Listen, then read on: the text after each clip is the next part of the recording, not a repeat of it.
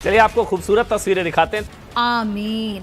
प्रधानमंत्री नरेंद्र मोदी ने महिला विश्व कप विजेता टीम से मुलाकात की है। तस्वीर आपके सामने, हाथ में वो ट्रॉफी। आज अपने निवास लोक कल्याण मार्ग पर महिला विश्व कप की विजेता टीम की मेजबानी की, मुलाकात की। प्रधानमंत्री से वो उस वक्त मिलने की तस्वीरें। हमारी विमेन क्रिकेट टीम को बहुत बहुत बधाई देता हूं। बहुत बहुत मुबारकबाद। आपकी ये सफलता देश के करोड़ों नौजवानों को प्रेरित करेगी। Oh yes, you are right. लागे माफियास, कदे जेल कदे बेल, लागे माफिया। तुम किसी भी शोबे में जाओगे, मार खाओगे, पिट के आओगे। ये तुम्हारा तकदीर है और ये तकदीर तुम्हारा लिखा गया है जिन्ना। आज देख लो ना इंडियन टीम को कितना मतलब लोगों ने प्यार दिया, उनके क्रिकेट फैंस ने।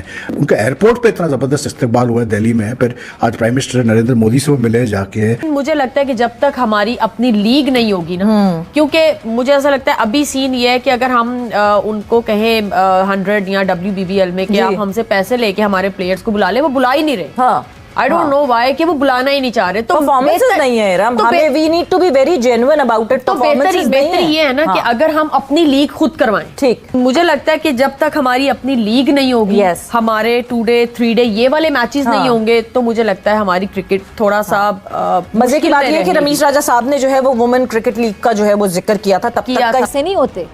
सारे मुल्कों की लोगों की क्रिकेट मोहब्बत एक तरफ, इंडिया की आवाम की मोहब्बत क्रिकेट के साथ एक तरफ। इंडिया 2012 में लास्ट इंडिया में वर्ल्ड कप होता है। 12-13 में इंडिया अपने ग्रुप में लोएस्ट टीम पे फिनिश करता है, एक मैच जीता है सिर्फ। आगे देखिए, आपने जिस तरह बताया थोड़ी देर पहले शो में, 3 फाइनल वो खेले, तीसरे फाइनल में जाके जीते हैं। क्यों होता है ये? इंडिया की जय हिंद दोस्तों, स्वागत है आपका हमारे चैनल जय भारत में। जैसा कि आप देख रहे हैं कि भाई इंडिया में पुरुषों ने ही नहीं बल्कि महिलाओं ने भी धूम मचा रखा है। और आज इंडियन जो गर्ल्स हैं, वुमेन हैं, उन्होंने इतिहास रख दिया है इंडियन क्रिकेट टीम के लिए। तो आज लोग देखिए वीडियो, मिलते हैं वीडियो के लास्ट में। जब तक ले जय हिंद। आप सोचें कि अगर ये पाकिस्तानी वर्ल्ड कप है तो उसका क्या इम्पैक्ट होता है लोगों के ऊपर। मतलब लोग वैसे ही परेशान काफी चीजों से, इकोनॉमिकली वगैरह। They needed this Joy, they needed this moment you know of celebration. लेकिन हमारे प्लेयर्स समझते ही नहीं इन चीजों को। दे डोंट रियलाइज कि यार क्रिकेट की इंपॉर्टेंस क्या है।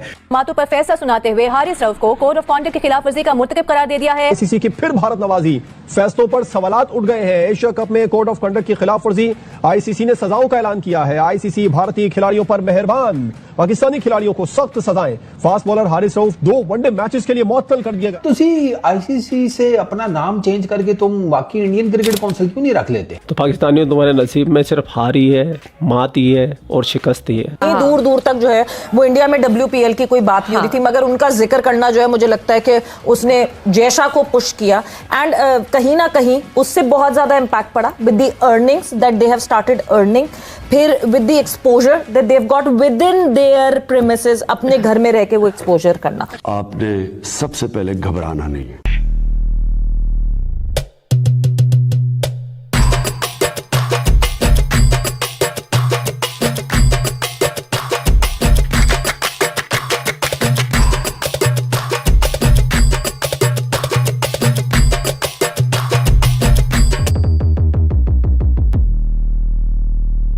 to incentivize cricket for women, you can't just depend कि लोग सिर्फ पैशन के ऊपर करियर खेलते रहेंगे. You have to make it viable for women from a very young age to invest their time and to invest that effort into becoming a proper professional cricketer. Absolutely. देखें, एक चीज़ मैं यहाँ पे ये ऐड करना चाहूँगा कि ऑफ्टन क्या होता है कि आप एक बड़े वर्ल्ड कप में जाते हो, आप हारते हो ना, तो म्यूजिकल चेयर शुरू हो जाती हैं मैनेजमेंट की, प्लेयर्स की, कोचेस की, कि किसको निकालना। और ये होता क्यों है? क्योंकि जब भी आप वर्ल्ड कप में जाते हो, आपकी उम्मीदें लगती हैं टीम के साथ, ख्वाह जितनी मर्जी तैयारी हो। और जब टीम अंडर परफॉर्म करती है और वो उस तरह नहीं पहुंचती, तो फिर एज अ नेशन हम फ्रस्ट्रेट होते हैं। Because cricket is something everybody is connected to in Pakistan. होता ये क्यों है और मसला कहाँ पे होता है कि आप प्रोसेस में नहीं इन्वेस्ट करते। इंडिया 2012 में लास्ट इंडिया में वर्ल्ड कप होता है। 12-13 में इंडिया अपने ग्रुप में लोएस्ट टीम पे फिनिश करता है, एक मैच जीता है सिर्फ। आगे देखिए, आपने जिस तरह बताया थोड़ी देर पहले शो में, 3 फाइनल वो खेले, तीसरे फाइनल में जाके जीते हैं। क्यों होता है ये? इंडिया की अंडर 16 क्रिकेट में 36 टीमें हैं।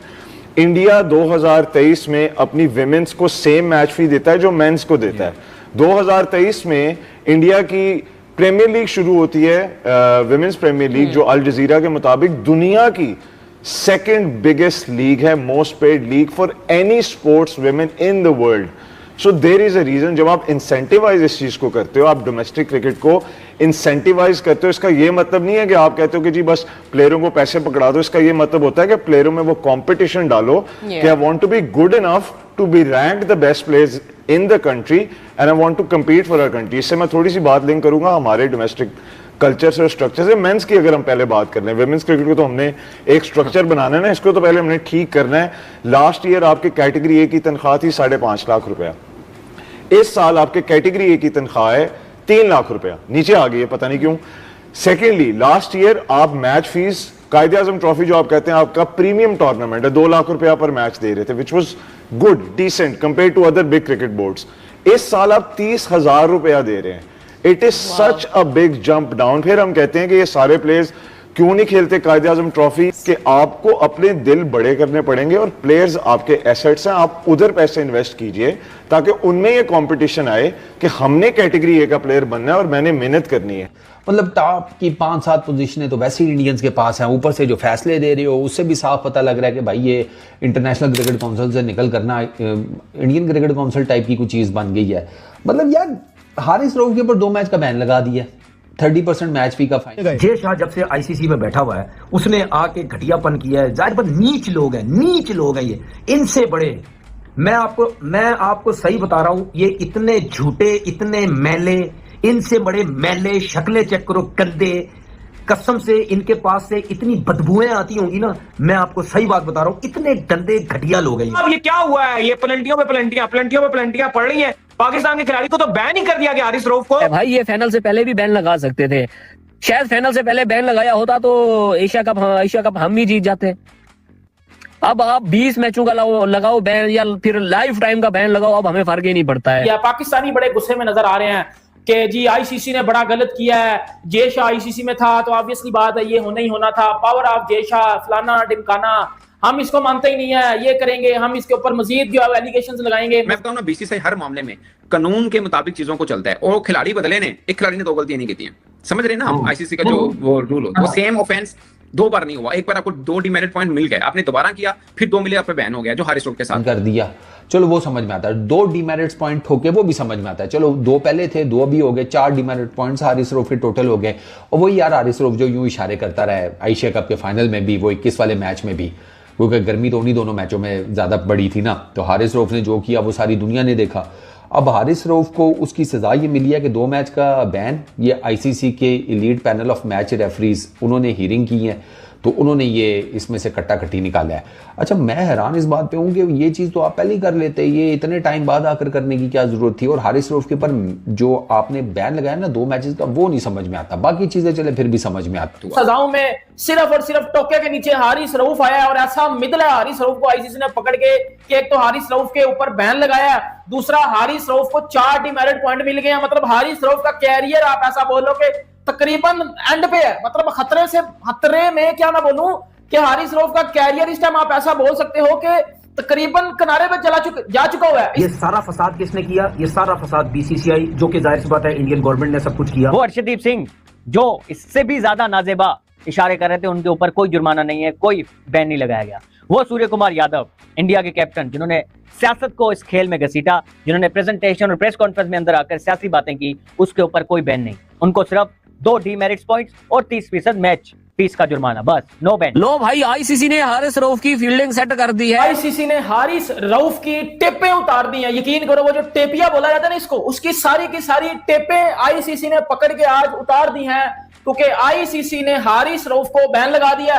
तो आपको पता है कि पाकिस्तान और इंडिया के जो एशिया कप में मैचेस हुए, उन मैचेस में जो तलख कलामियां हुई हारिस रऊफ साहब के, वो जो ये वाले इशारे थे, ये और 6-0 और पता नहीं फलाना टिमकाना, जो हारिस रऊफ क्रिकेट से हट के ये चीजें करता रहा, उसका पता आपको उस टाइम में बड़ा ज्यादा मसला बना। फिर 1.5 महीने के बाद आज आईसीसी ने अपनी सजाएं सुना दी हैं और उन सजाओं में सिर्फ और सिर्फ टोके के नीचे हारिस रऊफ आया और ऐसा मिदला हारिस रऊफ को आईसीसी ने पकड़ के कि एक तो हारिस रऊफ के ऊपर बैन लगाया, दूसरा हारिस रऊफ को 4 डिमेरिट पॉइंट मिल गए। मतलब हारिस रऊफ का कैरियर आप ऐसा बोलो कि तकरीबन एंड पे है, मतलब खतरे में क्या मैं बोलूं कि हारिस रऊफ का कैरियर इस टाइम आप ऐसा बोल सकते हो कि तकरीबन किनारे पे जा चुका हुआ है। इससे अब किनारे के नीचे उसने बस पानी में गिरना है। खैर आप लोग अपना ख्याल रखें। आपका भाई आपके लिए पाकिस्तान से रिलेटेड वीडियो लाता रहता है। जय हिंद, वंदे मातरम। जय हिंद दोस्तों, जैसा कि कहा जाता है कि मारी छोड़ियाँ क्या छोरों से कम है, तो आज इंडिया की जो गर्ल्स क्रिकेट टीम है उन्होंने ये साबित कर दिया है, क्योंकि आज इंडिया 225 की जो ट्रॉफी है वो इंडिया वुमेन ने अपने नाम कर ली है। तो ऐसे ही वीडियो देखने के लिए हमारे चैनल को सब्सक्राइब कीजिए, जुड़ जाइए हमारे चैनल के साथ।